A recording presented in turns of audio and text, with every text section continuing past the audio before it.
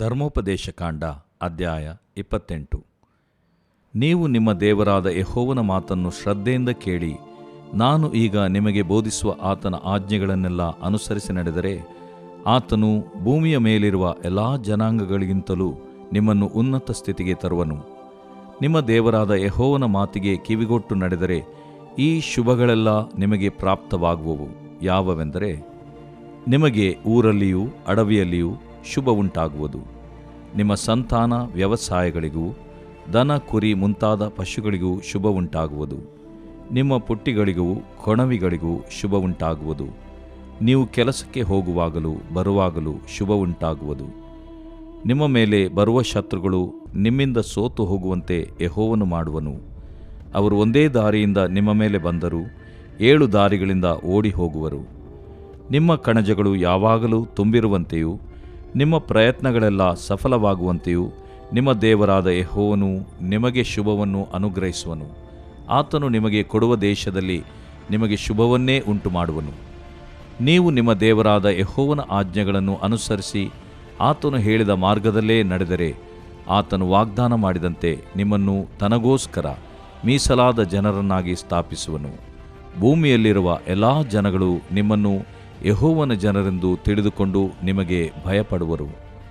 ಯೆಹೋವನು ನಿಮ್ಮ ಪಿತೃಗಳಿಗೆ ಪ್ರಮಾಣ ಮಾಡಿದ ಮೇರೆಗೆ ನಿಮಗೆ ಕೊಡುವ ದೇಶದಲ್ಲಿ ಆತನು ನಿಮಗೆ ಸಂತಾನ ಪಶು ವ್ಯವಸಾಯಗಳ ಸಮೃದ್ಧಿಯನ್ನುಂಟು ಮಾಡುವನು. ಯೆಹೋವನು ಆಕಾಶದಲ್ಲಿರುವ ತನ್ನ ಜಲನಿಧಿಯನ್ನು ತೆರೆದು ನಿಮ್ಮ ದೇಶದ ಮೇಲೆ ಬೆಳೆಗೆ ಬೇಕಾದ ಹಾಗೆ ಮಳೆಯನ್ನು ಸುರಿಸಿ ನಿಮ್ಮ ಎಲ್ಲ ವ್ಯವಸಾಯವನ್ನು ಸಫಲ ಮಾಡುವನು. ನೀವು ಅನೇಕ ಜನಗಳಿಗೆ ಸಾಲ ಕೊಡುವಿರೇ ಹೊರತು ಸಾಲ ತೆಗೆದುಕೊಳ್ಳುವುದಿಲ್ಲ. ನಾನು ಈಗ ನಿಮಗೆ ಬೋಧಿಸುವ ಮಾತುಗಳನ್ನು ನೀವು ಬಿಟ್ಟು ಎಡಬಲಕ್ಕೆ ತೊಲಗದೆ ಬೇರೆ ದೇವರುಗಳನ್ನು ಅವಲಂಬಿಸದೆ ನಿಮ್ಮ ದೇವರಾದ ಯೆಹೋವನ ಆಜ್ಞೆಗಳಲ್ಲೇ ಲಕ್ಷ್ಯವಿಟ್ಟು ಅವುಗಳನ್ನೇ ಅನುಸರಿಸಿ ನಡೆದರೆ, ಆತನು ಇತರರಿಗೆ ನಿಮ್ಮನ್ನು ಅಧೀನ ಮಾಡದೆ ಎಲ್ಲರಿಗೂ ಶಿರಸ್ಸನ್ನಾಗಿಯೇ ಮಾಡುವನು. ನೀವು ಎಲ್ಲರಿಗಿಂತಲೂ ಮೇಲಣವರಾಗಿರುವಿರೇ ಹೊರತು ಕೆಳಗಣವರಾಗಿರುವುದಿಲ್ಲ. ಆದರೆ ನೀವು ನಿಮ್ಮ ದೇವರಾದ ಯೆಹೋವನ ಮಾತಿಗೆ ಕಿವಿಗೊಡದೆ ನಾನು ಈಗ ನಿಮಗೆ ಬೋಧಿಸುವ ಆತನ ಆಜ್ಞಾವಿಧಿಗಳನ್ನು ಅನುಸರಿಸದೆ ಹೋದರೆ ಈ ಅಶುಭಗಳು ನಿಮಗೆ ಪ್ರಾಪ್ತವಾಗುವವು. ನಿಮಗೆ ಊರಲ್ಲಿಯೂ ಅಡವಿಯಲ್ಲಿಯೂ ಅಶುಭ ಉಂಟಾಗುವುದು. ನಿಮ್ಮ ಪುಟ್ಟಿಗಳಿಗೂ ಕೊಣವಿಗಳಿಗೂ ಅಶುಭ ಉಂಟಾಗುವುದು. ನಿಮ್ಮ ಸಂತಾನ ವ್ಯವಸಾಯಗಳಿಗೂ ದನ ಕುರಿಗಳಿಗೂ ಅಶುಭ ಉಂಟಾಗುವುದು. ನೀವು ಕೆಲಸಕ್ಕೆ ಹೋಗುವಾಗಲೂ ಬರುವಾಗಲೂ ಅಶುಭ ಉಂಟಾಗುವುದು. ನೀವು ದುರ್ನಡತೆಯುಳ್ಳವರಾಗಿ ಯೆಹೋವನನ್ನು ಬಿಟ್ಟದ್ದರಿಂದ ಆತನು ನಿಮ್ಮ ಎಲ್ಲ ಪ್ರಯತ್ನಗಳಲ್ಲಿಯೂ ವಿಪತ್ತು, ಕಳವಳ, ಶಾಪ ಇವುಗಳನ್ನುಂಟು ಮಾಡುತ್ತಾ ನಿಮ್ಮನ್ನು ಬೇಗನೆ ನಾಶ ಮಾಡುವನು. ವ್ಯಾಧಿಯು ನಿಮಗೆ ಹತ್ತಿಕೊಂಡೇ ಇರುವಂತೆ ಯೆಹೋವನು ಮಾಡಿ ನೀವು ಸ್ವಾಧೀನ ಮಾಡಿಕೊಳ್ಳುವುದಕ್ಕೆ ಹೋಗುವ ದೇಶದಲ್ಲಿ ನಿಮ್ಮಲ್ಲಿ ಒಬ್ಬರೂ ಉಳಿಯದಂತೆ ಮಾಡುವನು. ಆತನು ನಿಮ್ಮನ್ನು ಕ್ಷಯರೋಗ, ಚಳಿಜ್ವರ, ಉರಿತ, ಉಷ್ಣಜ್ವರಗಳಿಂದಲೂ ದೇಶವನ್ನು ಕ್ಷಾಮದಿಂದಲೂ ಬೆಳೆಯನ್ನು ಕಾಡಿಗೆ ಬಿಸಿಗಾಳಿಗಳಿಂದಲೂ ಬಾಧಿಸಲಾಗಿ ನೀವು ಸಾಯುವ ತನಕ ಇವು ನಿಮ್ಮನ್ನು ಬೆನ್ನತ್ತುವವು. ಮೇಲೆ ಆಕಾಶವು ಮಳೆ ಸುರಿಸದೆ ತಾಮ್ರದಂತೆಯೂ ಕೆಳಗೆ ಭೂಮಿಯು ಬೆಳೆ ಕೊಡದೆ ಕಬ್ಬಿಣದಂತೆಯೂ ಇರುವವು. ನಿಮ್ಮ ದೇಶದಲ್ಲಿ ಯೆಹೋವನು ಆಕಾಶದಿಂದ ಮಳೆಗೆ ಬದಲಾಗಿ ಧೂಳಿಯನ್ನೂ ಉಸುಬನ್ನು ನಿಮ್ಮ ಮೇಲೆ ಸುರಿಸುವನು. ಅದರಿಂದ ನೀವು ನಾಶವಾಗಿ ಹೋಗುವಿರಿ. ನೀವು ಶತ್ರುಗಳಿಂದ ಪರಾಜಯವನ್ನು ಹೊಂದುವಂತೆ ಯೆಹೋವನು ಮಾಡುವನು. ನೀವು ಒಂದೇ ದಾರಿಯಿಂದ ಅವರೆದುರಿಗೆ ಹೋಗಿ 7 ದಾರಿಗಳಿಂದ ಓಡಿ ಹೋಗುವಿರಿ. ಲೋಕದ ಎಲ್ಲ ರಾಜ್ಯಗಳವರು ಇದನ್ನು ಕಂಡು ಬೆರಗಾಗುವರು. ನಿಮ್ಮ ಹೆಣಗಳು ಪಕ್ಷಿಗಳಿಗೂ ಕಾಡು ಮೃಗಗಳಿಗೂ ಆಹಾರವಾಗುವವು. ಅವುಗಳನ್ನು ಬೆದರಿಸುವವರು ಯಾರೂ ಇರುವುದಿಲ್ಲ. ಐಗುಪ್ತರ ಹುಣ್ಣು, ಬಾವು, ತುರಿಕಜ್ಜಿ ಮುಂತಾದ ವಾಸಿಯಾಗದ ರೋಗಗಳಿಂದ ಯೆಹೋವನು ನಿಮ್ಮನ್ನು ಬಾಧಿಸುವನು. ಚಿತ್ತಭ್ರಮಣೆ, ಕುರುಡತನ, ಮನೋವಿಸ್ಮಯ ಇವುಗಳಿಂದ ಯೆಹೋವನು ನಿಮ್ಮನ್ನು ಬಾಧಿಸಲು ನೀವು ಕುರುಡರಂತೆ ಮಧ್ಯಾಹ್ನದಲ್ಲಿಯೂ ಕತ್ತಲಾಯ್ತೆಂದು ತಡವರಿಸುತ್ತಾ ಇರುವಿರಿ. ನೀವು ಮಾಡುವ ಯಾವ ಕೆಲಸವೂ ಕೈಗೂಡುವುದಿಲ್ಲ. ಅನ್ಯರು ಯಾವಾಗಲೂ ನಿಮ್ಮನ್ನು ಪೀಡಿಸುತ್ತಾ ನಿಮ್ಮ ಸೊತ್ತನ್ನು ಸೂರೆ ಮಾಡುತ್ತಾ ಇರುವರು. ತಪ್ಪಿಸುವವರು ಯಾರೂ ಇರುವುದಿಲ್ಲ. ನೀವು ಮದುವೆ ಮಾಡಿಕೊಂಡ ಸ್ತ್ರೀಯನ್ನು ಮತ್ತೊಬ್ಬನು ಮಾನಭಂಗಪಡಿಸುವನು. ನೀವು ಕಟ್ಟಿಕೊಂಡ ಮನೆಯಲ್ಲಿ ಮತ್ತೊಬ್ಬನು ವಾಸ ಮಾಡುವನು. ನೀವು ಮಾಡಿಕೊಂಡ ದ್ರಾಕ್ಷೆ ತೋಟದ ಬೆಳೆಯು ನಿಮಗೆ ದೊರೆಯುವುದಿಲ್ಲ. ನಿಮ್ಮ ದನಗಳನ್ನು ನಿಮ್ಮ ಕಣ್ಣು ಮುಂದೆ ಕೊಯ್ಯುವರು. ಅವುಗಳ ಮಾಂಸವು ನಿಮಗೆ ಸಿಕ್ಕುವುದಿಲ್ಲ. ನಿಮ್ಮ ಕತ್ತೆಯನ್ನು ನಿಮ್ಮೆದುರಾಗಿ ಬಲಾತ್ಕಾರದಿಂದ ಹಿಡಿದುಕೊಂಡು ಹೋಗಿ ನಿಮಗೆ ಹಿಂದಕ್ಕೆ ಕೊಡುವುದಿಲ್ಲ. ನಿಮ್ಮ ಆಡು ಕುರಿಗಳು ಶತ್ರುಗಳ ಪಾಲಾಗುವವು. ನಿಮಗೆ ರಕ್ಷಕರು ಯಾರೂ ಇರುವುದಿಲ್ಲ. ನಿಮ್ಮ ಗಂಡು ಹೆಣ್ಣು ಮಕ್ಕಳನ್ನು ನಿಮ್ಮ ಮುಂದೆಯೇ ಹಿಡಿದು ಅನ್ಯರಿಗೆ ವಶಪಡಿಸುವರು. ನೀವು ಹಗಲೆಲ್ಲ ಅವರನ್ನು ಕಾಣಬೇಕೆಂದು ಹಂಬಲಿಸುತ್ತಾ ಕಂಗೆಡುವಿರಿ. ಆದರೆ ನಿಮ್ಮ ಯತ್ನವೇನೂ ಸಾಗುವುದಿಲ್ಲ. ನಿಮಗೆ ಗುರುತೇ ಇಲ್ಲದ ಜನಾಂಗದವರು ಬಂದು ನಿಮ್ಮ ದೇಶದ ಬೆಳೆಯನ್ನೂ ನಿಮ್ಮ ಕಷ್ಟಾರ್ಜಿತವನ್ನು ತಿಂದು ಬಿಡುವರು. ನೀವಾದರೂ ಯಾವಾಗಲೂ ಹಿಂಸೆಗೂ ಬಲಾತ್ಕಾರಕ್ಕೂ ಗುರಿಯಾಗಿ ನಿಮ್ಮ ಮುಂದೆ ನಡೆಯುವ ಸಂಗತಿಗಳ ದೆಸೆಯಿಂದ ಹುಚ್ಚರಾಗಿ ಹೋಗುವಿರಿ. ದೇವರು ಪ್ರೀತಿಸುವ ಪ್ರೀತಿಯ ಬಿಗ್ ಜೆ ಟಿವಿ ವೀಕ್ಷಕರಿಗೆ ನಮ್ಮ ಕರ್ತನಾದ ಯೇಸು ಕ್ರಿಸ್ತನ ಹೆಸರಿನಲ್ಲಿ ನಿಮಗೆ ವಂದನೆಗಳು ಮತ್ತು ಸ್ವಾಗತಗಳು. ಬನ್ನಿರಿ, ಇಂದು ನಾವು ದೇವರ ಅಮೂಲ್ಯವಾದಂಥ ವಾಕ್ಯವನ್ನು ನಾವು ಒಟ್ಟಾಗಿ ಅಧ್ಯಯನ ಮಾಡಿಕೊಳ್ಳೋಣ. ಇಂದಿನ ನಮ್ಮ ಅಧ್ಯಯನ ಧರ್ಮೋಪದೇಶ ಕಾಂಡ 28ನೇ ಅಧ್ಯಾಯ, ದ ಬುಕ್ ಆಫ್ ಡ್ಯೂಟರಾನಮಿ ಚಾಪ್ಟರ್ 28. ಮೋಶೆ ಇನ್ನೇನು ಕಾನಾನ್ ದೇಶದ ಹತ್ತಿರಕ್ಕೆ ದೇವಜನರನ್ನು ಭೂಲೋಕದ ಅತ್ಯಂತ ದೊಡ್ಡ ಸಭೆ, ಸುಮಾರು 30ಕ್ಕಿಂತಲೂ ಹೆಚ್ಚು ಲಕ್ಷ, 30 ಲಕ್ಷ ಜನರ ಸಭೆಯನ್ನು, ಅದು ಮೂವಿಂಗ್ ಸಭೆ, ಅದು ಚಲಿಸುವ ಸಭೆಯಾಗಿತ್ತು. ಸಭೆಯನ್ನು ಕರ್ಕೊಂಡು ಹತ್ರ ಈಗ ಬಂದಿದ್ದಾಯಿತು, ಕಾನಾನ್ ದೇಶಕ್ಕೆ ಇನ್ನೇನು ಸೇರಬೇಕು. ಅಷ್ಟರೊಳಗೆ ಆತನಿಗೆ ನೆನಪಾಗ್ತದೆ ದೇವರು ಹೇಳಿದ್ದು. ಅದೇನಂತ ಹೇಳಿದ್ರೆ, ಮೋಶೆ, ನೀನು ಕಾನಾನ್ ದೇಶ ಸೇರಬಾರ್ದು, ಅದರ ಬಗ್ಗೆ ಇನ್ನು ನನ್ನ ಹತ್ರ ಮಾತಾಡಬೇಡ. ಯಾಕಂದರೆ ಮೋಶೆ ಒಂದೆರಡು ಸಾರಿ ಅದರ ಬಗ್ಗೆ ದೇವರ ಹತ್ರ ನೆನಪಿಸಿದಾಗ ದೇವರು ಅದರ ಬಗ್ಗೆ ಮಾತಾಡಬೇಡ ಎಂಬುದಾಗಿ ಹೇಳಿಬಿಟ್ರು. ಯಾಕಂತ ಹೇಳಿದರೆ ಮೋಶೆ ದೇವರನ್ನು ಗೌರವಿಸಲಿಲ್ಲ, ದೇವರನ್ನು ಆ ಒಂದು ಘಟನೆಯಲ್ಲಿ ನಂಬಲಿಲ್ಲ. ಆ ಬಂಡೆ ಹತ್ರ ಮಾತಾಡಂತ ಹೇಳಿದಾಗ 2 ಸಾರಿ ಬಂಡೆಯನ್ನು ಹೊಡೆದನು. ದೇವರಿಗೆ ಅದು ಇಷ್ಟ ಆಗಲಿಲ್ಲ. ಆದರೂ ಕೂಡ ಅದ್ಭುತ ಆಯಿತು. ದೇವಜನರ ಆಶೀರ್ವಾದ ಹೊಂದಿದರು, ನೀರು ಬಂತು ಆ ಬಂಡೆಯೊಳಗಿಂದ. ಆದರೆ ದೇವರು ಮೋಶೆ ವಿಷಯವಾಗಿ ಸಂತೋಷಿಸಲಿಲ್ಲ. ಈಗ ಮೋಶೆ ಹತ್ತಿರ ಕಾನಾನ್ ದೇಶ ಕೆಲವೇ ತಾಸುಗಳು ಬಹುಶಃ ಆ ಹೊಸ ಪೀಳಿಗೆ, ಹೊಸ ಸಂತತಿಯವರು ಹೋಗೋದಕ್ಕಿದ್ದಾಗ ಒಂದು ಎಕ್ಸೈಟ್ಮೆಂಟ್, ಒಂದು ಕುತೂಹಲತೆ ಇರುವಾಗ ಅವ್ರಿಗೆ ಏನು ಕೊಡಬೇಕು ಅಂತ ಹೇಳ್ಬಿಟ್ಟು ಯೋಚನೆ ಮಾಡಿ ಮೋಶೆ ಒಂದು 3 ಸಂದೇಶಗಳನ್ನು ಕೊಡುವಂಥದ್ದನ್ನು ನಾವು ಗಮನಿಸಬಹುದು. ಮೊದಲನೇ ಸಂದೇಶ ಧರ್ಮೋಪದೇಶ ಕಾಂಡ 1ರಿಂದ 4 ಅಧ್ಯಾಯಗಳಲ್ಲಿ ಅಡಕವಾಗಿದೆ. 2ನೇ ಸಂದೇಶ 5ನೇ ಅಧ್ಯಾಯದಿಂದ 28ನೇ ಅಧ್ಯಾಯ, ಅಂದರೆ ಈಗ ನಾವು ನೋಡಿಕೊಳ್ಳಲಿಕ್ಕಿರುವಂಥ ಅಧ್ಯಾಯವನ್ನು ಒಳಗೊಂಡು ಇರುವಂಥ ಒಂದು ದೊಡ್ಡ ಸಂದೇಶ. ಆನಂತರ ಒಂದು ಚಿಕ್ಕ ಸಂದೇಶ 29, 30ನೇ ಅಧ್ಯಾಯಗಳಲ್ಲಿ 3ನೇ ಸಂದೇಶ. 3 ಸಂದೇಶಗಳನ್ನು ಈ 30 ಲಕ್ಷ ಸುಮಾರು ಜನರಿರುವಂಥ ಸಭೆಗೆ ಮೋಶೆ ಕೊಡುವಂಥದ್ದನ್ನು ಗಮನಿಸ್ತಕ್ಕದ್ದು.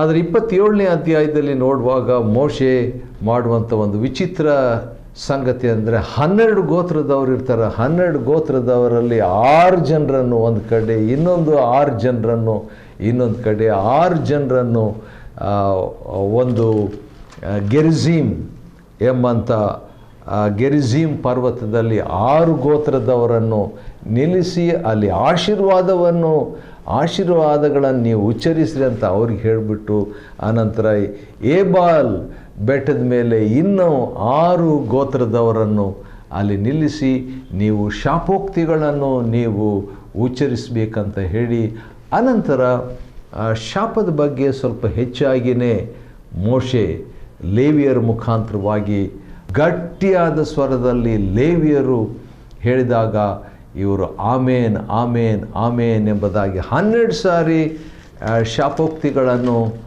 ಅವರು ಒಪ್ಪಿಕೊಳ್ತಾರೆ. ಹೌದು, ಈ ರೀತಿಯಾಗಿ ತಪ್ಪು ಮಾಡಿದರೆ ನಮಗೆ ಶಾಪ, ಶಿಕ್ಷೆ ಎಂಬುದಾಗಿ ಒಪ್ಪಿಕೊಳ್ತಾರೆ. 28ನೇ ಅಧ್ಯಾಯ ಧರ್ಮೋಪದೇಶ ಕಾಂಡದಲ್ಲಿ ಮುಖ್ಯವಾಗಿ ಸುಮಾರು 21 ಪ್ರಧಾನ ಆಶೀರ್ವಾದಗಳು ಈ ಅಧ್ಯಾಯದಲ್ಲಿ ಒಳಗೊಂಡಿದೆ. ಮತ್ತು ಕನಿಷ್ಠ ಒಂದು 5 ನಿಬಂಧನೆಗಳು, ಹೀಗೆ ಮಾಡಿದರೆ ಹೀಗೆ ಮಾಡಿದರೆ ಹೀಗೆ ಮಾಡಿದರೆ ಅಂತ ಹೇಳ್ಬಿಟ್ಟು ಸುಮಾರು 5 ನಿಬಂಧನೆಗಳು ಧರ್ಮೋಪದೇಶ ಕಾಂಡ 28 1-2 ವಚನಗಳಲ್ಲಿ, ಮತ್ತು ಅದನ್ನು ಮುಂದುವರಿಸಿ ಪ್ರತ್ಯೇಕವಾಗಿ 13-14 ವಚನಗಳಲ್ಲಿ ಅದನ್ನು ಕೂಡ ಮೋಶೆ ಆಶೀರ್ವಾದದ ನಿಬಂಧನೆಗಳಲ್ಲಿ ಹೇಳುವಂಥದ್ದನ್ನು ಗಮನಿಸ್ಬೋದು. ಆಶ್ಚರ್ಯ ಏನಂತ ಹೇಳಿದರೆ, ಸುಮಾರು 124 ಶಾಪಗಳು ಈ ಒಂದು ಅಧ್ಯಾಯದಲ್ಲಿ ನಾವು ನೋಡ್ತೇವೆ. ಒಂದೇ ಅಧ್ಯಾಯ 28ನೇ ಅಧ್ಯಾಯದಲ್ಲಿ 68 ವಚನಗಳಿದೆ. ಆದ ಕಾರಣ ಇದನ್ನು 2 ಭಾಗವಾಗಿ ಅದನ್ನು ವಿಭಾಗಿಸಿ ಧರ್ಮೋಪದೇಶ ಕಾಂಡ 28ನೇ ಅಧ್ಯಾಯ 1-34ನೇ ವಚನ ಒಂದು ಅಧ್ಯಯನವನ್ನಾಗಿ ಮಾಡಿಕೊಂಡು 35-68 ವಚನಗಳನ್ನು 2ನೇ ಭಾಗವನ್ನಾಗಿ ವಿಭಾಗಿಸಿ ನಾವು ನಮ್ಮ ಅನುಕೂಲತೆಗಾಗಿ ಅಧ್ಯಯನ ಮಾಡಿಕೊಳ್ಳೋಣ. 28:1 ಮುಖ್ಯವಾದಂಥ ಪದ ಏನಂದರೆ ವಿಧೇಯತೆ ಮತ್ತು ಅವಿಧೇಯತೆ. ಅದೇ ರೀತಿಯಾಗಿ ಆಶೀರ್ವಾದ, ಶಾಪ, ಇವೆರಡನ್ನು ಮಿಶ್ರ ಮಾಡಿಕೊಂಡು ನಾವು ಅಧ್ಯಯನ ಮಾಡಿಕೊಳ್ಳುವುದಾದರೆ ವಿಧೇಯತೆಗೆ ಆಶೀರ್ವಾದಗಳು, ಅವಿಧೇಯತೆಗೆ ಶಾಪಗಳು.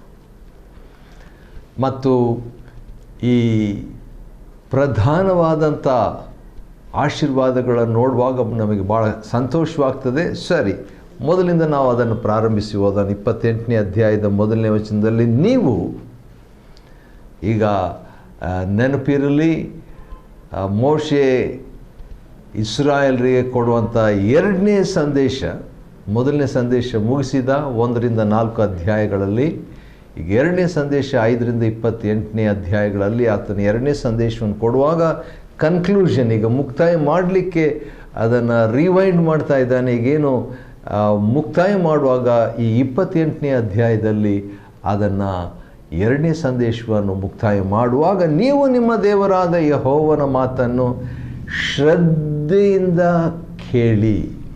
ಶ್ರದ್ಧೆಯಿಂದ.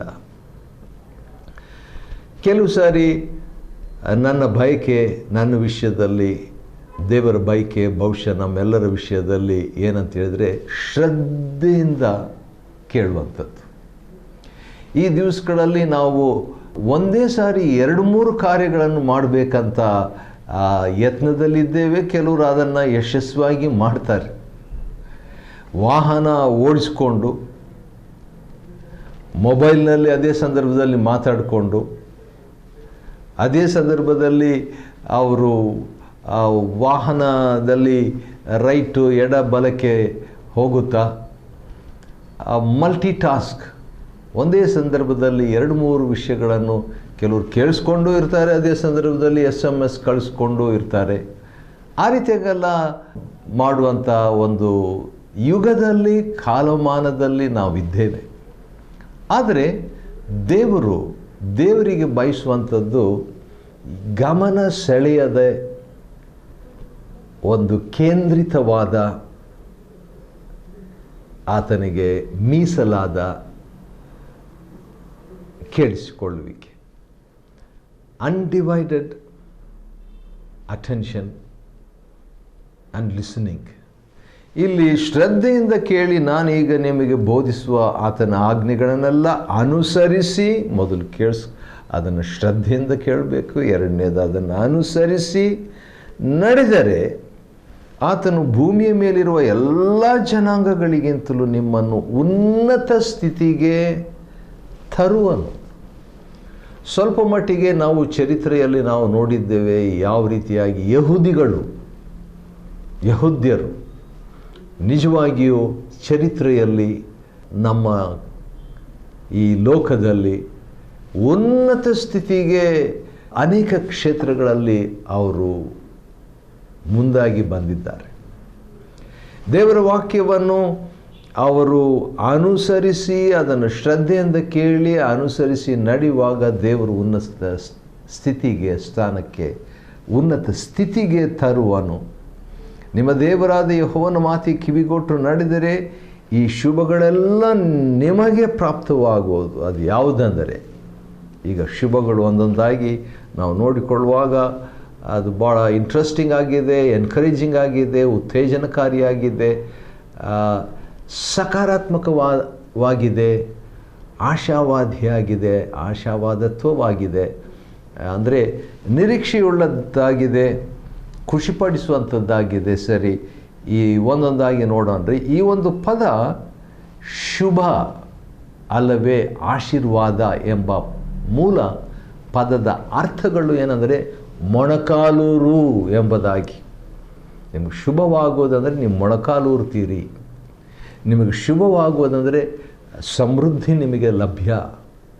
ನಿಮಗೆ ಶುಭವಾಗುವುದಂತ ಹೇಳಿದರೆ ನೀವು ಸಂತೋಷವಾಗಿರ್ತೀರಿ. ಬಿಲಿಗ್ರಾಮ್ ಅವರು ಒಂದು ಪುಸ್ತಕ ಬರೆದಿದ್ದನ್ನು ಆ ದಿವಸಗಳಲ್ಲಿ OM ಟೀಮ್ನಲ್ಲಿ ನಾನು ಮಾರಾಟ ಮಾಡ್ತಾಯಿದ್ದೆ ಕರ್ನಾಟಕದ ಕೆಲವು ಕಡೆಗಳಲ್ಲಿ. ಅದರಲ್ಲಿ ಒಂದು ಪುಸ್ತಕ ಸೀಕ್ರೆಟ್ ಆಫ್ ಹ್ಯಾಪಿನೆಸ್, ಸಂತೋಷದ ರಹಸ್ಯಗಳು ಅಂತ ಹೇಳ್ಬಿಟ್ಟು, ಅದು ಪರ್ವತ ಪ್ರಸಂಗದಲ್ಲಿ ಮತ್ತಾಯ 5:6 ಪ್ರತ್ಯೇಕವಾಗಿ 5ನೇ ಅಧ್ಯಾಯದಲ್ಲಿ ಧನ್ಯರು ಧನ್ಯರು ಧನ್ಯರು ಅಥವಾ ಆಶೀರ್ವಾದ ಹೊಂದಿದವರು ಎಂಬ ಪದದ ವಿಷಯದಲ್ಲಿ ಅವರು ಆಶೀರ್ವಾದ ಪದದ ಮೂಲ ಅರ್ಥ ಸಂತೋಷ. ಆದ ಕಾರಣ ಸಂತೋಷದ ರಹಸ್ಯಗಳು ಅಂತ ಹೇಳ್ಬಿಟ್ಟು ಅವರು ಬರೆದಿರಲಾಗಿ ಅನೇಕರಿಗೆ ಅದು ಆಶೀರ್ವಾದ ದಾಯಕವಾಗಿದೆ.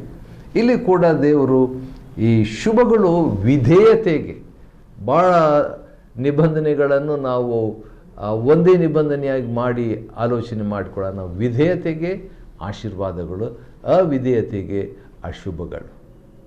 ವಿಧೇಯತೆಗೆ ಶುಭಗಳು, ಅವಿಧೇಯತೆಗೆ ಅಶುಭಗಳು. ಮೊದಲನೇದು, ನಿಮ್ಮ ಊರಲ್ಲಿಯೂ ನಿಮಗೆ ಶುಭ ಉಂಟಾಗುವುದು. ನೋಡಿ, ಒಬ್ಬ ವ್ಯಕ್ತಿಯ ನಿಮಿತ್ತ ಅಥವಾ ಕೆಲವು ವಿಧೇಯರ ನಿಮಿತ್ತ ಊರಲ್ಲಿ ಆಶೀರ್ವಾದ, ಅಡವಿಯಲ್ಲಿಯೂ ಶುಭ ಉಂಟಾಗುವುದು. ಅಡವಿಗೂ ಪ್ರಾಣಿಗೂ ಮರಕ್ಕೂ ಆಶೀರ್ವಾದ. ನಿಮ್ಮ ಸಂತಾನ ವ್ಯವಸಾಯಗಳಿಗೂ ದನಕುರಿ ಮುಂತಾದ ಪಶುಗಳಿಗೂ ಶುಭ ಉಂಟಾಗುವುದು. ಆಶೀರ್ವಾದದ ವ್ಯಕ್ತಿಯ ನಿಮಿತ್ತ ಪ್ರಾಣಿಗಳಿಗೆ ಆಶೀರ್ವಾದ, ಆಶೀರ್ವಾದದ ವ್ಯಕ್ತಿಯ ನಿಮಿತ್ತ ಆ ಮರಗಳಿಗೂ ಅಡವಿಗಳಿಗೂ ವ್ಯವಸಾಯಕ್ಕೂ ಆಶೀರ್ವಾದ. ವಾವ್, ಎಂಥ ಆಶೀರ್ವಾದ! ಹೌದು, ಆಶೀರ್ವಾದದ ಪ್ರಭಾವ ಬಹಳಷ್ಟಿದೆ, ಆಶೀರ್ವಾದದ ಪ್ರಯೋಜನ ಬಹಳಷ್ಟಿದೆ, ಆಶೀರ್ವಾದದ ಪ್ರಯೋಗ ಬಹುಸ್ಫೋಟವಾಗಿದೆ. ಆದುದರಿಂದ ಒಬ್ಬ ವ್ಯಕ್ತಿಯ ವಿಧೇಯತೆಯ ನಿಮಿತ್ತವಾಗಿ ನನಗೊಂದು ವಾಕ್ಯ ನೆನಪಿಗೆ ಬರ್ತಿದೆ, ರೋಮ ಪತ್ರಿಕೆಯಲ್ಲಿ ಇರುವಂಥ ವಾಕ್ಯ. ಅದನ್ನು ಈ ಸಂದರ್ಭದಲ್ಲಿ ಓದುವಂಥದ್ದು ಒಳ್ಳೆಯದಂತ ನನಗೆ ಅನಿಸ್ತದೆ. ರೋಮ ಪತ್ರಿಕೆ 5ನೇ ಅಧ್ಯಾಯದಲ್ಲಿ ಒಬ್ಬ ವ್ಯಕ್ತಿಯ ವಿಧೇಯತೆಯಿಂದ ಅದು ಎಷ್ಟು ಶಕ್ತಿಯುಳ್ಳದಾಗಿದೆ ಅಂತ ಹೇಳ್ಬಿಟ್ಟು ನಾವು ನೋಡಿಕೊಳ್ಳೋಣ. 5ನೇ ಅಧ್ಯಾಯ ರೋಮ ಪತ್ರಿಕೆ 12ನೇ ವಚನದಲ್ಲಿ, ಒಬ್ಬ ಮನುಷ್ಯನಿಂದಲೇ ಪಾಪದಿಂದ ಮರಣವೂ ಲೋಕದೊಳಗೆ ಸೇರಿದವರು. ಒಬ್ಬ ಮನುಷ್ಯನ ಪಾಪದಿಂದ, ಆದಾಮನಿಂದ. ಆದರೆ ಹಾಗೆ ನಾವು ಮುಂದೆ ಓದುವಾಗ ಒಬ್ಬ ವ್ಯಕ್ತಿಯ ವಿಧೇಯತೆಯಿಂದ ಏನಾಗ್ತದೆ, ಇಡೀ ಲೋಕಕ್ಕೆ ಆಶೀರ್ವಾದ ಎಂಬುದಾಗಿ. ಹೌದು, ಅದರ ವಿಷಯದಲ್ಲಿ ಒಬ್ಬ ಮನುಷ್ಯನಿಂದ ನಮಗೆ ಒಬ್ಬನ ಅಪರಾಧ ಮಾಡಿದ್ರಿಂದ ಆ ರೀತಿ ಆಗಿದ್ದರೆ, ಒಬ್ಬ ವ್ಯಕ್ತಿ ಯೇಸು ಕ್ರಿಸ್ತನ ವಿಧೇಯತೆಯಿಂದ ಆಶೀರ್ವಾದ ಇನ್ನೂ ಎಷ್ಟು ಹೆಚ್ಚು ಪ್ರಭಾವವುಳ್ಳದ್ದಾಗಿರಬೇಕೆಂಬುದಾಗಿ ಪೌಲನಲ್ಲಿ ಹೇಳುವಂಥ ಮಾತನ್ನು ಗಮನಿಸ್ಬೋದು. ಮತ್ತು ನಾವು ಧರ್ಮೋಪದೇಶಕಾಂಡ 28ನೇ ಅಧ್ಯಾಯಕ್ಕೆ ಹಿಂದಿರುಗಿ ಬರುವಾಗ, ನಿಮ್ಮ ಪುಟ್ಟಿಗಳಿಗೂ ಕೊಣವಿಗೆಗಳಿಗೂ ಶುಭ ಉಂಟಾಗೋದು. ಪುಟ್ಟಿಗಳು ಅಂತ ಹೇಳಿಬಿಟ್ಟು ಆ ಕಾಲದಲ್ಲಿ ಅದನ್ನು ಯೂಸ್ ಮಾಡಿದ್ರು. ನಾವು ಈ ದಿವಸಗಳಲ್ಲಿ ಸೂಟ್ ಕೇಸ್ಗಳಿಗೂ ಅಂತ ಹೇಳ್ಬೋದು, ಅಥವಾ ನಿಮ್ಮ ಮನೆಗಳಲ್ಲಿ ಕಬೋರ್ಡ್ಗಳು ಅಂತ ಹೇಳ್ಬೋದು.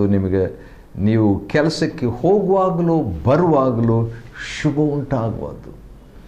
ಶುಭ ಹೊತ್ಕೊಂಡು ಅಥವಾ ಆಶೀರ್ವಾದ, ಹೋಗುವಾಗ ಆಶೀರ್ವಾದ, ಬರುವಾಗ ಆಶೀರ್ವಾದ. ಕೆಲವರು ಸೆಂಟ್ ಹಾಕ್ಕೊಂಡಿರ್ತಾರೆ, ಅವರು ಹೋಗುವಾಗ ಹಾಗೆ ನಮಗೆ ಆ ಪರಿಮಳ ಬರುವಂಥದ್ದಾಗಿದೆ. ಹಾಗೆ ಇಲ್ಲಿ ಕೂಡ ಆಶೀರ್ವಾದವು ಕೂಡ ಸಾಂಕ್ರಾಮಿಕವಾದದ್ದು, ಅದು ಪ್ರಭಾವಿತವಾದದ್ದು. ನಿಮ್ಮ ಮೇಲೆ ಬರುವ ಶತ್ರುಗಳು ನಿಮ್ಮಿಂದ ಸೋತು ಹೋಗುವಂತೆ ಯೆಹೋವನಂದರೆ ಜಯದ ಆಶೀರ್ವಾದ, ಸಮೃದ್ಧಿ ಆಶೀರ್ವಾದ ನೋಡಿದ್ವಿ, ಪ್ರಾಣಿಗಳಿಗೆ ಆಶೀರ್ವಾದ ಅಂತ ನೋಡಿದ್ವಿ. ಆನಂತರ ಆರ್ಥಿಕ ಆಶೀರ್ವಾದ ಪುಟ್ಟಿಗಳಿಗೆ, ಕೊಣವಿಗೆ, ಮತ್ತು ಹೋಗುವಾಗಲೂ ಬರುವಾಗ ಅಂದರೆ ಪ್ರಯಾಣದ ಆಶೀರ್ವಾದ, ಕೆಲಸಕ್ಕಾಗಲಿ ಯಾವುದೇ ರೀತಿಯಲ್ಲಿ ಹೋಗುವಾಗ, ಮತ್ತು ಜಯದ ಆಶೀರ್ವಾದ. ಅವರು ಒಂದೇ ದಾರಿಯಿಂದ ನಿಮ್ಮ ಮೇಲೆ ಬಂದರೂ 7 ದಾರಿಗಳಿಂದ ಓಡಿ ಹೋಗುವರು. ಎಂಥ ಆಶೀರ್ವಾದ! ಅಕ್ಷರಿಕವಾಗಿ ಯೆಹೂದ್ಯರಿಗಿದು ಅನೇಕ ಬಾರಿ ಸಂಭವಿಸಿದೆ. ನಿಮ್ಮ ಕಣಜಗಳು ಯಾವಾಗಲೂ ತುಂಬಿರುವಂತೆಯೋ, ನಿಮ್ಮ ಪ್ರಯತ್ನಗಳೆಲ್ಲ ಸಫಲವಾಗುವಂತೆಯೋ ನಿಮ್ಮ ದೇವರಾದ ಯೆಹೋವನು ನಿಮಗೆ ಶುಭವನ್ನು ಅನುಗ್ರಹಿಸುವನು. ಆ ಪದ ನನಗೆ ಭಾಳ ಇಷ್ಟ. ಯಾಕಂದರೆ ನಮ್ಮ ಪ್ರಯತ್ನಗಳೆಲ್ಲ ದೇವರು ಆಶೀರ್ವಾದ ಕೊಡ್ತಾನೆ ಅಂತ ಹೇಳ್ಬಿಟ್ಟು ನಾವು ಆ ರೀತಿಯಾಗಿ ಏನು ಕೆಲಸ ಮಾಡದೆ ಇರಬಾರ್ದು. ಪ್ರಯತ್ನವೂ ಮಾಡಬೇಕು. ದೇವರ ಆಶೀರ್ವಾದದಲ್ಲಿ ಮಾನವನ ಪ್ರಯತ್ನವೂ ಕೂಡ ಒಳಗೊಂಡಿದೆ. ಆದ ಕಾರಣ ನಿಮ್ಮ ಪ್ರಯತ್ನ, ದೇವರ ಪ್ರಯತ್ನ ಅಲ್ಲ, ನಿಮ್ಮ 8ನೇ ವಚನ 28:8, ನಿಮ್ಮ ಪ್ರಯತ್ನಗಳೆಲ್ಲ ಸಫಲವಾಗುವಂತೆ ದೇವರು ಮಾಡುವಾತನಾಗಿದ್ದಾನೆ. ಹೌದು, ಆ ರೀತಿಯಾಗಿ ದೇವರಿಗಾಗಿ ಜೀವಿಸುವಾಗ ಭೂಮಿಯಲ್ಲಿರುವ ಎಲ್ಲ ಜನಗಳು ಯೆಹೋವನ ಜನರೆಂದು ತಿಳಿದುಕೊಂಡು ನಿಮಗೆ ಭಯಪಡುವ, ಅಂದರೆ ಒಂದು ಸಾಕ್ಷಿ ದೇವರು ಸಾಧಿಸ್ತಾನಂತೆ. ಪಿತೃಗಳಿಗೆ ಪ್ರಮಾಣ ಮಾಡಿದ ಮೇರೆಗೆ ಆ ದೇಶದಲ್ಲಿ ನೀವು ವಾಸ ಮಾಡುವಂಥ ಒಂದು ಆಶೀರ್ವಾದ, ಜಲನಿಧಿಯ ಆಶೀರ್ವಾದ, ಬೆಳೆಯ ಆಶೀರ್ವಾದ, ವ್ಯವಸಾಯದ ಆಶೀರ್ವಾದ. ಅನೇಕ ಜನಗಳಿಗೆ ನೀವು ಸಾಲ ಕೊಡುವಿರೇ ಹೊರತು ಸಾಲ ತೆಗೆದುಕೊಳ್ಳೋದಿಲ್ಲ. ವಾವ್, ಅದೂ ಒಂದು ಆಶೀರ್ವಾದ. ಹೌದು. ಆನಂತರ ನೀವು ನಿಮ್ಮ ದೇವರಾದ ಯೆಹೋವನಿಗೆ ನೀವು ಮೇಲಣರಾಗಿರುವಿರೇ ಹೊರತು ಕೆಳಗಣರಾಗಿರೋದಿಲ್ಲ. ಅಂದರೆ ಭಾಳ ಜನರಿಗೆ ಇದು ಇಷ್ಟ, ಎಲ್ಲರಿಗೂ ನಿಮ್ಮನ್ನು ಶಿರಸ್ಸನ್ನಾಗಿ ಮಾಡುವನು, ಬಾಲವಾಗಿರೋದಿಲ್ಲ ಎಂಬುದಾಗಿ. ಈ ರೀತಿಯಾಗಿ ಆಶೀರ್ವಾದಗಳು ಒಂದೊಂದನ್ನು ಕೊಟ್ಟ ನಂತರ ಅಶುಭಗಳನ್ನು ಕೂಡ ನೀವು ದೇವರಾದ ಯೆಹೋವನ ಮಾತಿಗೆ ಕಿವಿಗೊಡದೇ ಹೋದರೆ, ಈಗ ಬೋಧಿಸುವ ಆತನ ಆಜ್ಞಾವಿಧಿಗಳನ್ನು ಅನುಸರಿಸದೇ ಹೋದರೆ ಈ ಅಶುಭಗಳು ನಿಮಗೆ ಪ್ರಾಪ್ತವಾಗ್ತವೆ. ಯಾವ ರೀತಿಯಾಗಿ ಶುಭವನ್ನು ಊರು ಅಡವಿ ಅಂತ 3ನೇ ವಚನದಲ್ಲಿ ಪ್ರಾರಂಭ ಮಾಡಿದ ಹಾಗೆ 16ನೇ ವಚನದಲ್ಲಿ ಊರಲ್ಲಿಯೂ ಅಡವಿಯಲ್ಲಿಯೂ ಅಶುಭ, ಪುಟ್ಟಿಗಳಿಗೂ ಕೂಡ ಈ ರೀತಿಯಾಗಿ ಒಂದೊಂದಾಗಿ ಆ ಒಂದು ಅಶುಭದ ಒಂದು ಪಟ್ಟಿನೇ ಶುಭದ ಪಟ್ಟಿಗಿಂತಲೂ ಜಾಸ್ತಿಯಾಗಿ ಇರುವಂಥದ್ದನ್ನು ಕುಟುಂಬ ಜೀವನ, ವ್ಯವಸಾಯ ಜೀವನ, ಆಸ್ತಿಯ ಜೀವನ, ವೈಯಕ್ತಿಕ ಜೀವನ, ರೋಗ, ಇವೆಲ್ಲವನ್ನು ಆತನು ಇಡುವಾತನಾಗಿದ್ದಾನೆ. ಯಾಕಂದರೆ ಎಚ್ಚರಿಕೆ ವಹಿಸಿಕೊಂಡು ನಾವು ವಿಧೇಯರಾಗುವಂತೆ. 28ನೇ ಅಧ್ಯಾಯ ಧರ್ಮೋಪದೇಶ ಕಾಂಡ 1ರಿಂದ 34ನೇ ವಚನದವರೆಗಿರುವಂಥ ವಾಕ್ಯ ಭಾಗವನ್ನು ಅಧ್ಯಯನ ಮಾಡಿಕೊಳ್ಳುವಂತೆ ದೇವರು ಕೊಟ್ಟ ಕೃಪೆಗಾಗಿ ದೇವರಿಗೆ ಸ್ತೋತ್ರವಾಗಲಿ. ದೇವರು ನಿಮ್ಮನ್ನು ಆಶೀರ್ವದಿಸಲಿ.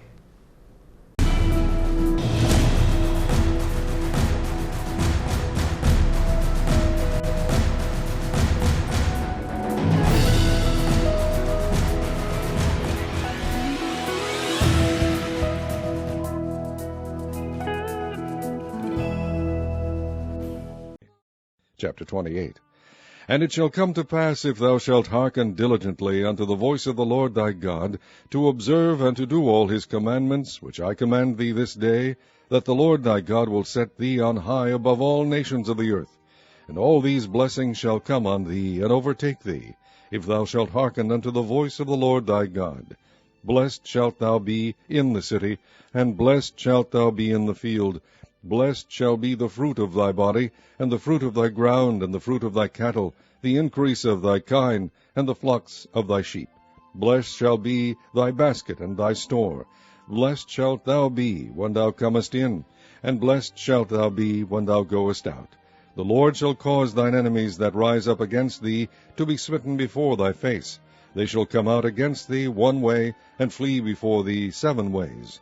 The Lord shall command the blessing upon thee in thy storehouses, and in all that thou settest thine hand unto, and he shall bless thee in the land which the Lord thy God giveth thee. The Lord shall establish thee an holy people unto himself, as he hath sworn unto thee, if thou shalt keep the commandments of the Lord thy God, and walk in his ways. And all people of the earth shall see that thou art called by the name of the Lord, and they shall be afraid of thee. And the Lord shall make thee plenteous in goods, in the fruit of thy body, and in the fruit of thy cattle, and in the fruit of thy ground, in the land which the Lord sware unto thy fathers to give thee. The Lord shall open unto thee his good treasure, the heaven to give the rain unto thy land in his season, and to bless all the work of thine hand. And thou shalt lend unto many nations, and thou shalt not borrow. And the Lord shall make thee the head, and not the tail, and thou shalt be above only, and thou shalt not be beneath. If that thou hearken unto the commandments of the Lord thy God, which I command thee this day to observe and to do them. And thou shalt not go aside from any of the words which I command thee this day, to the right hand or to the left, to go after other gods to serve them. But it shall come to pass, if thou wilt not hearken unto the voice of the Lord thy God, to observe to do all his commandments and his statutes which I command thee this day, that all these curses shall come upon thee, and overtake thee. Cursed shalt thou be in the city, and cursed shalt thou be in the field. Cursed shall be thy basket and thy store. Cursed shall be the fruit of thy body, and the fruit of thy land, the increase of thy kind, and the flocks of thy sheep. Cursed shalt thou be when thou comest in, and cursed shalt thou be when thou goest out. The Lord shall send upon thee cursing, vexation, and rebuke in all that thou settest thine hand unto for to do, until thou be destroyed, and until thou perish quickly, because of the wickedness of thy doings, whereby thou hast forsaken me. The Lord shall make the pestilence cleave unto thee, until he have consumed thee from off the land, whither thou goest to possess it.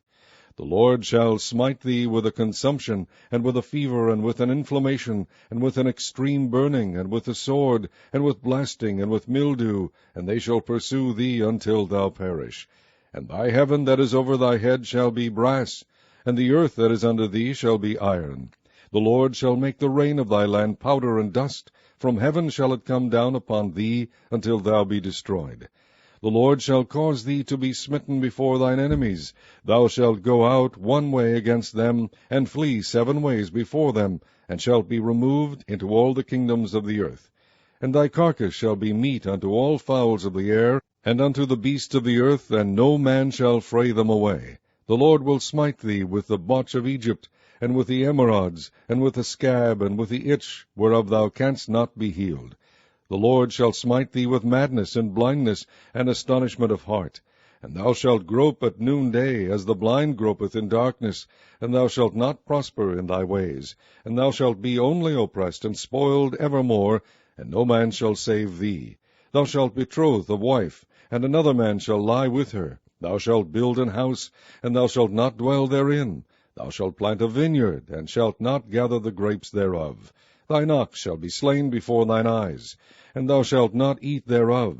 Thine ass shall be violently taken away from before thy face, and shall not be restored to thee. Thy sheep shall be given unto thine enemies, and thou shalt have none to rescue them. Thy sons and thy daughters shall be given unto another people, and thine eyes shall look and fail with longing for them all the day long, and there shall be no might in thine hand. The fruit of thy land and all thy labors shall a nation which thou knowest not eat up, and thou shalt be only oppressed and crushed away, so that thou shalt be mad for the sight of thine eyes which thou shalt see,